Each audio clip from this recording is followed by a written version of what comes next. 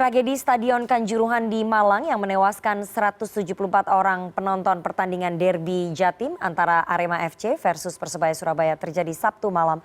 Banyaknya korban yang berjatuhan disinyalir akibat gas air mata yang ditembakkan kepolisian untuk membubarkan kericuan penonton. Bagaimana nasib dan untuk membahasnya lebih dalam sudah hadir bersama kami di studio Akmal Marhali, Koordinator Save Our Soccer. Selamat sore Mas Akmal. Selamat sore Mbak Nana. Oke, Mas Akmal, ini tragedi yang terjadi di Stadion Kanjuruhan ya. Ini kan big match antara Arema FC versus Persebaya Surabaya. Sudah tidak ada supporternya Persebaya padahal. Jadi ini totally tuan rumah saja Arema FC. Tapi kok bisa terjadi sampai seperti ini? Kenapa ini? Menurut analisis Anda? Yang pertama saya ingin mengucapkan belasungkawa yang dalam terlebih dahulu kepada para supporter sepak bola Aremania yang meninggal dunia akibat kealpaan dan kelalaian serta dosa berjamaah kita semua. Sehingga kemudian sepak bola kembali menelan korban bukan cuma satu nyawa, tapi dalam catatan Save Our Soccer sekarang bahkan sudah mencapai 178 jiwa yang meninggal dunia. Nah, ini merupakan tragedi kemanusiaan terbesar. Bahkan tadi Presiden FIFA mengatakan ini hari kelam sepak bola dunia. Dan kita semua prihatin atas kasus ini. Dan kita berharap ke depan kasus ini tidak berulang lagi. Dan ini menjadi pelajaran besar buat sepak bola Indonesia. Di mana kasus ini harusnya tidak terjadi kalau semua mengantisipasi. Mengantisipasi dan berkomunikasi dengan baik. Kenapa? Karena jauh-jauh hari derby Jatim antara Persebaya dan Arema ini masuk level pertandingan sepak bola yang high risk. Beresiko tinggi. Harusnya memang disiapkan secara matang. Dan langkah-langkah itu sebenarnya sudah dilakukan. Cuma ada hal-hal yang diabaikan. Sebagai contoh misalnya, pada tanggal 18 September 2022, Polres Malang sudah mengirim surat kepada Panpel Arema untuk memundurkan jadwal pertandingan dari jam 20.00 menjadi jam 15 dengan antisipasi kalau bermain lebih sore, kalau kemungkinan terjadi hal-hal yang tidak diinginkan, itu akan lebih mudah mengatasinya dibanding dimain tengah malam gitu atau larut malam. Tapi permintaan dari Kapolres Malang ini tidak digubris oleh PT LIB selaku operator kompetisi. Begitu juga sebagai broadcaster juga tidak mengimbaukan ini karena ini dianggap sebagai pertandingan sepak bola yang rating tinggi. Sehingga kemudian harus ditayangkan di prime time, mengabaikan potensi terjadinya problem atau masalah di lapangan. Yang kedua, pada tanggal 29 September, Kapolres Malang kembali menyurati Panpel Arema mengingatkan agar mencetak tiket tidak lebih dari 38.000 tiket. Karena kapasitas stadion itu hanya 38.000. Nah, kemudian Panpel Arema justru mengambil langkah dengan menaikkan jumlah tiket. 42.000 tiket yang dicetak atau 45.000 yang laku 42.000 yang terjual 42.000 tiket yang terjual. Dan demi mendapatkan pemasukan besar dari penonton mengabaikan keselamatan. Ini kelalaian lagi. Yang ketiga yang menyebabkan kelalaian adalah bahwa polisi tidak mendapatkan arahan atau sosialisasi tentang aturan pengamanan pertandingan sepak bola. Dari FIFA, aturan FIFA maksudnya? Aturan FIFA. Dalam FIFA Safety and Security Stadium Regulation itu di pasal 19 poin B disebutkan bahwa senjata api dan gas air mata tidak boleh masuk ke dalam stadion. Senjata paling besar yang boleh digunakan adalah water cannon. Nah, ini kemudian digunakan oleh polisi. Polisi sebenarnya tidak salah karena mereka menggunakan SOP mereka dalam mengatasi kerumunan massa bila terjadi demonstrasi.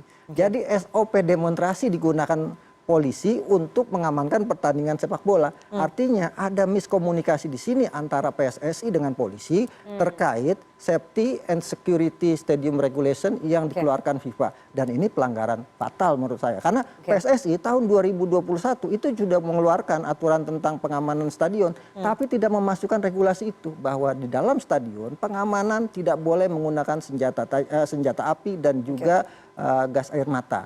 Dan ini merupakan tragedi terbesar di sepak bola kita saat ini. Jadi yang tadi Anda katakan dosa berjamaah itu yang berdosa berarti PSSI. Karena tidak melakukan komunikasi yang baik dengan polisi, tidak menjelaskan aturan pelaksanaan pengamanan untuk sesuai dengan aturan FIFA begitu. PSSI, kemudian PT Liga karena PT Liga tidak mengindahkan saran dari Polres yang menginginkan ataupun menyarankan agar pertandingan ini dilaksanakan sore hari, dan yang ketiga berarti Panpel karena mencetak tiket yang over capacity begitu ya, Iya, panitia pelaksanaan dari Arema. Satu lagi Polisi? pemerintah. Oke. Kenapa pemerintah? Pemerintah punya undang-undang sebagai payung hukum untuk supporter. Undang-Undang nomor 11 tahun 2022 tentang Sistem keolahragaan nasional. Oke. Yang merupakan penyempurnaan dari Undang-Undang nomor 3 tahun 2005. Dalam pasal 52 ayat 4 itu disebutkan bahwa penyelenggara harus menjamin hak-hak penonton dalam event olahraga.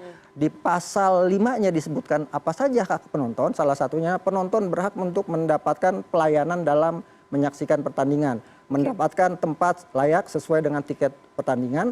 Yang ketiga di poin C-nya ini yang paling penting, mendapatkan jaminan keamanan dan keselamatan.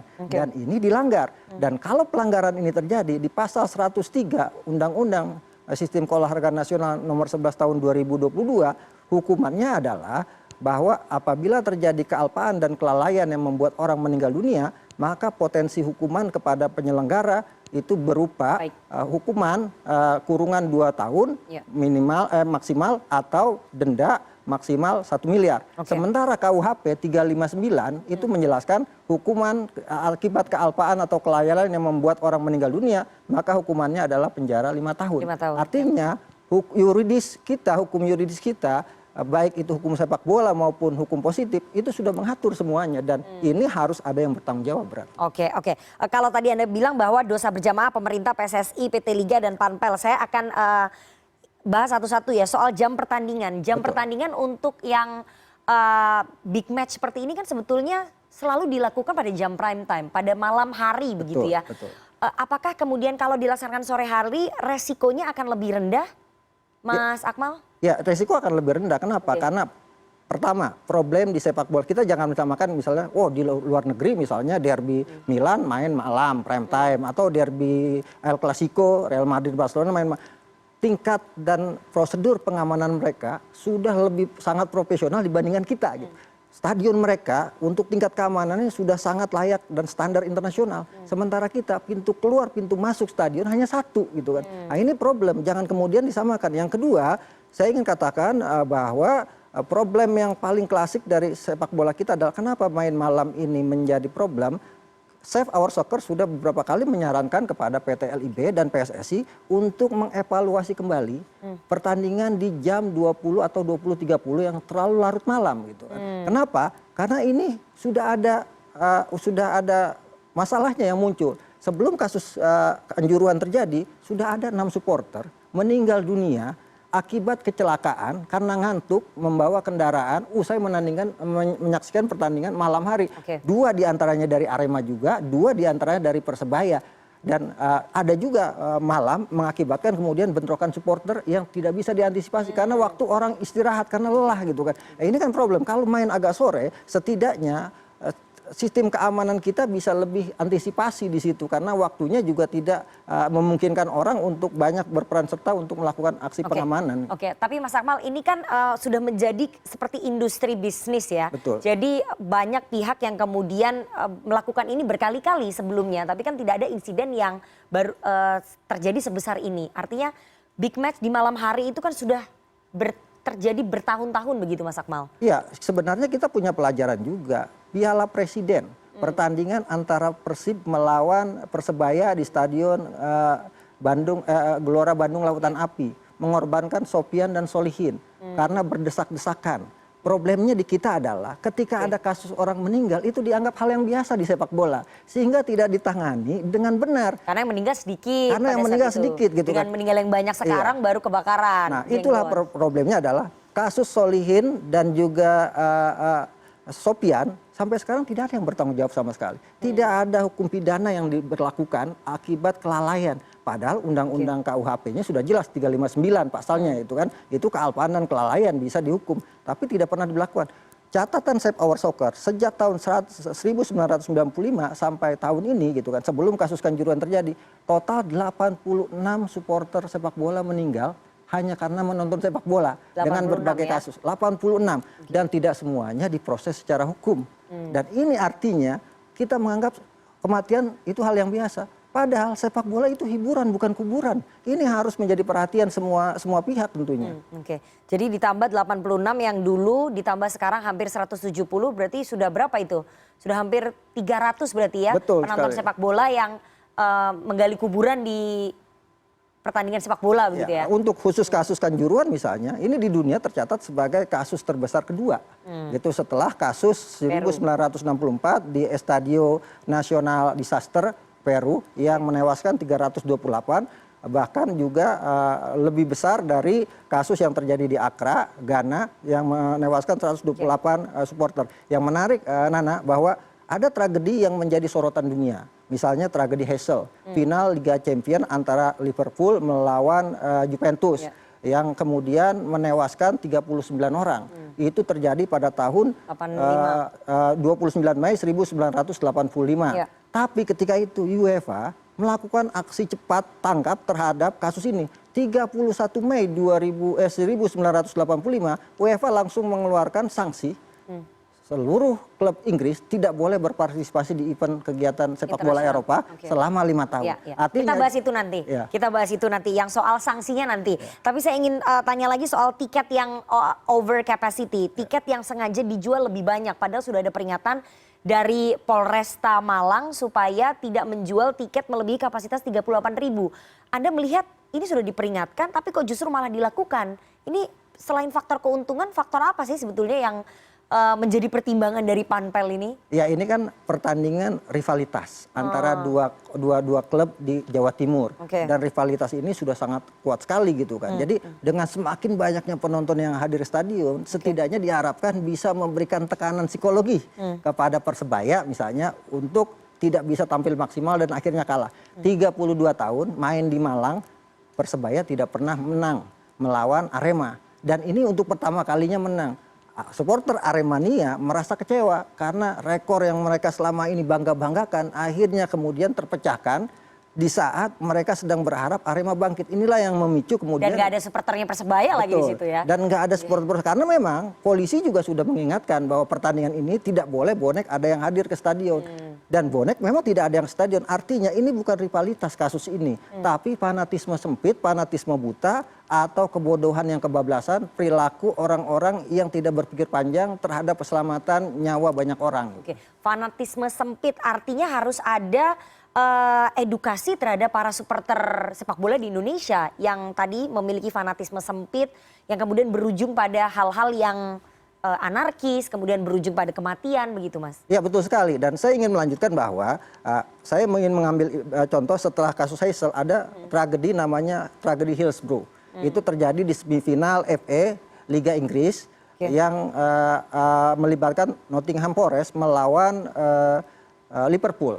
Itu terjadi 1989 yang menewaskan 96 orang korban jiwa. Tapi lagi-lagi pemerintah Inggris dan FA-nya Inggris atau PSSI-nya Inggris itu bertindak cepat. Setelah itu mereka mengeluarkan namanya Football Spectator Act, regulasi supporter, di mana supporter ditertibkan dan punya kartu anggota. Nah, ketika mereka melakukan aksi anarkis, vandalis, merusak fasilitas umum atau mencederai sportivitas dan fair play, maka kartu anggota itu dicabut, tidak boleh menyaksikan pertandingan sepak bola.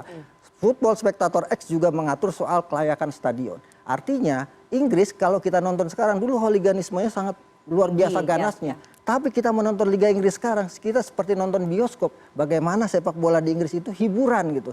Nah harusnya ini juga dicontoh oleh PSSI gitu kan. Kalau PSSI nggak punya waktu untuk berpikir, duplikasi saja Football Spectator Act itu untuk kemudian dijadikan aturan hukum diberlakukan terkait pertandingan sepak bola di Indonesia. Selama ini yang kita lihat seperti apa yang dikatakan Ketua Umum PSSI, Arema dihukum 1 tahun tidak boleh main di kandang akibat kasus Kanjuruhan ini.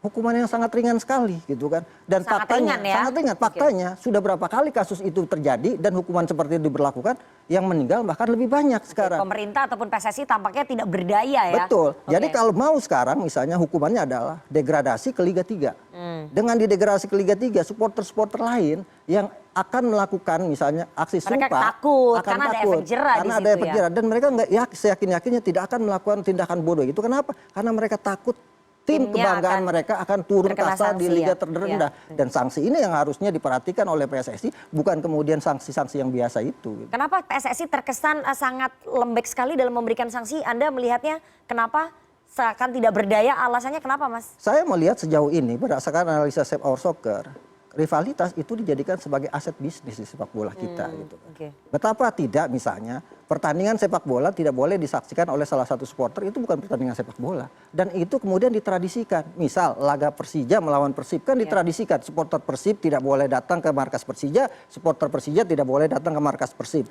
Arema Persebaya, supporter Persebaya tidak boleh datang ke Arema, supporter Arema tidak boleh datang ke Persebaya. Akhirnya tradisi yang dibiasakan ini memunculkan rasa kebencian masing-masing. Bisa jadi kerusuhan tidak terjadi di lapangan karena tidak ada supporter yang kemudian terjadi di luar lapangan. Dan itu fakta pernah terjadi gitu di sepak bola kita. Artinya aturan-aturan yang semacam ini yang kemudian menjadikan rivalitas sebagai aset ini harus dipikir ulang atau direkonstruksi dan harus dibenahi oleh PSSI. Karena ini tidak benar. PSSI punya divisi supporter. Harusnya divisi supporter sejauh kemarin misalnya selama masa pandemi Covid ketika sepak bola tidak boleh disaksikan oleh penonton, harusnya mengurai problematika supporter sepak bola Indonesia. Di mana supporter yang punya rivalitas tinggi yang berpotensi terjadi kisruh itu kemudian dicarikan solusi agar kemudian duduk bersama dan melupakan itu semua. Rivalitas cukup 90 menit. Selebihnya kita semua adalah saudara satu bangsa Indonesia. Oke.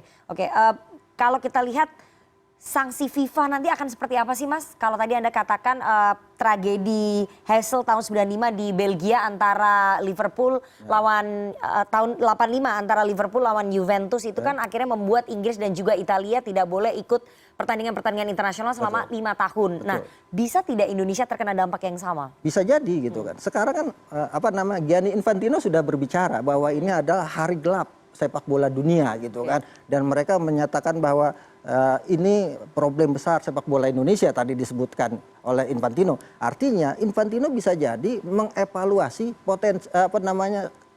kesempatan Indonesia jadi tuan rumah Piala Dunia U20 pada 2023. Kenapa? Kasus ini kanjuruhan itu terjadi di lapangan. Artinya ada SOP pertandingan yang bahkan sudah diregulasikan oleh FIFA lewat Safety and Security Stadium Regulation tidak dijalankan oleh operator kompetisi dan tidak disosialisasikan oleh Federasi Sepak Bola kita. Artinya bukan mustahil Piala Dunia U20 dialihkan ke negara lain kalau ini tidak diantisipasi atau dilakukan tindakan cepat tanggap baik oleh PSSI dan pemerintah, bukan mustahil kita tidak akan jadi tuan rumah. Jadi sebenarnya setelah langkah presiden menghentikan kompetisi, ini harus ada langkah-langkah berikutnya. Oke, jadi sanksinya terancam gagal menjadi tuan rumah Piala Dunia U20 tahun depan. Betul. Kemudian sanksinya juga terancam bisa di-ban dari pertandingan-pertandingan internasional. Yang waktunya kita tidak tahu, itu tergantung dari FIFA ya. Betul. Karena kita masih menunggu hasil keputusan dari FIFA. Tadi saya menarik sekali Anda katakan bahwa polisi tidak salah sama sekali di sini. Karena polisi tidak tahu ada aturan FIFA dalam pertandingan sepak bola. Anda yakin bahwa polisi tidak tahu standar FIFA itu? Saya yakin karena selama ini komunikasi antara pertandingannya sudah berulang kali terjadi, masa polisi nggak tahu? Ya karena kan setiap polisi kan setiap tahun akan terjadi perubahan. Misal Kapolda atau Kapolres kan setiap tahun bisa berubah, berganti-ganti gitu kan. Ada yang punya passion di sepak bola, ada yang tidak punya passion di sepak bola. Itu harusnya dikomunikasikan oleh PSSI. Nah, ini Kabak Ops harus berperan di situ kan. Di mana misalnya di awal musim PSSI kan melakukan koordinasi dengan polisi. Ada 3 hal yang menjadi titik kerjasama antara polisi dengan PSSI. Yang pertama pengeluaran perizinan pertandingan, yang kedua pengamanan pertandingan, yang ketiga adalah pencegahan terhadap potensi pengaturan skor di sepak bola. Ini ranah yang sudah disepakati, tapi baru sepakatan MOU, belum pada kemudian koordinasi soal aturan-aturan yang ada. Makanya saya yakinnya itu belum dibahas. Kalau sudah dibahas, tidak mungkin ada yang namanya gas air mata itu masuk ke dalam stadion. Minimal polisi itu pegang pentungan saja, nggak ada senjata. Karena itu regulasinya. Yang kedua, ada steward gitu kan. Steward ini biasanya menggunakan pimpinan-pimpinan supporter yang kemudian mengawal pertandingan.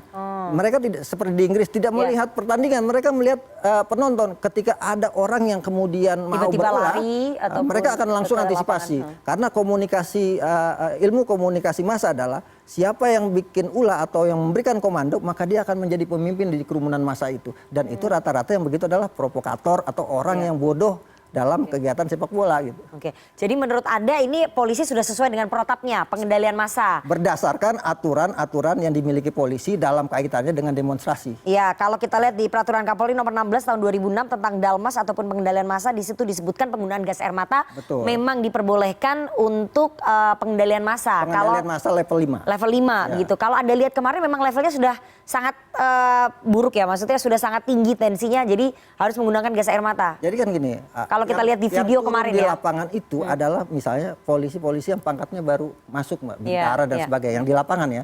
Artinya mereka belum memahami benar tentang protap-protap yang harus dijalankan gitu. Nah, ketika mereka menghadapi massa yang begitu luar biasa dengan tidak punya pengalaman misalnya, kan panik gitu kan. Bisa jadi kemudian karena kepanikan dengan situasi stadion seperti itu, pintu keluar cuma satu misalnya, dan sementara orang banyak kerumun turun ke lapangan, maka pilihannya ketika itu adalah untuk membubarkan massa adalah menembakkan gas air mata. Itu pilihan yang mereka lakukan dan mereka ambil, walaupun kondisinya kalau kita secara logis dan akal sehat itu tidak benar.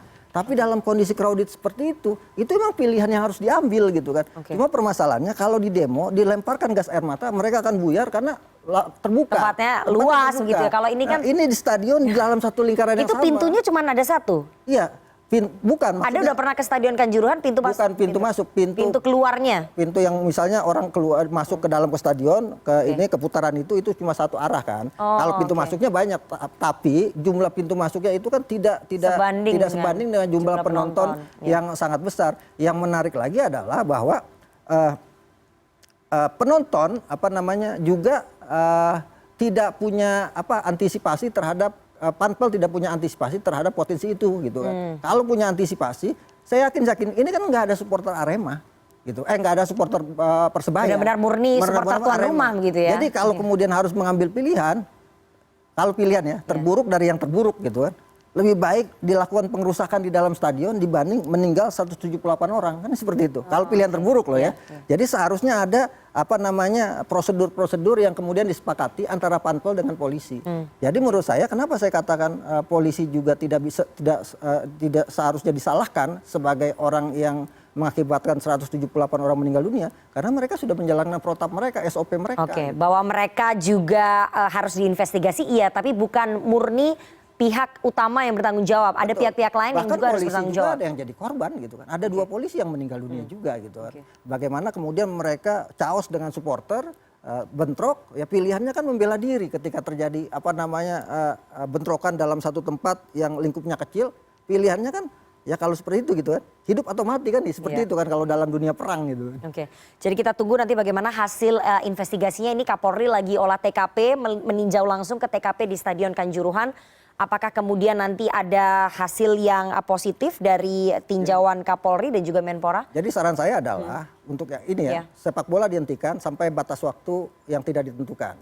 Harus diambil yang pertama, harus ada tim gabungan pencari fakta.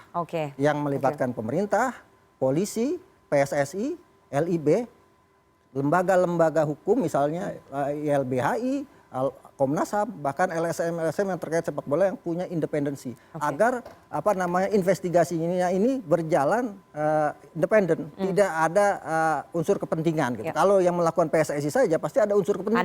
Ada unsur saling menutupi kesalahan. Saling menutupi kesalahan. Nah, ini harus dilakukan. Yang kedua, PSSI harus segera membuat regulasi supporter yang menjamin Undang-Undang nomor 11 tahun 2022 tentang keolahragaan yang di sana dalamnya adalah jaminan keamanan dan keselamatan supporter, itu dijamin benar-benar untuk bisa dilaksanakan. Nah, kalau kemudian 2 hal ini sudah bisa dijamin dan tentunya dengan komitmen semua elemen bahwa tidak ada lagi korban nyawa di sepak bola, baru ketika itu sepak bola boleh dimainkan kembali. Oke, itu akan membutuhkan waktu yang lama tampaknya ya untuk pembenahan itu Mas Akmal, tapi itu menjadi pelajaran yang sangat berharga bagi semua pihak, terutama bagi PSSI, kemudian operator, dan juga bagi klub-klub di Indonesia, dan juga bagi para supporter. Betul. Kalau ingin pertandingan sepak bola di Indonesia menjadi pertandingan yang hiburan, bukan kuburan. Betul. Tadi yang disampaikan oleh Mas Akmal. Terima kasih sekali Koordinator Safe Soccer Indonesia, Mas Akmal Marhali, atas waktunya kepada CNN Indonesia Breaking News sore hari ini. Saya selalu Mas Akmal. Terima kasih. Dan CNN Indonesia Breaking News akan kembali lagi bersama rekan saya, Syaza Wisastro.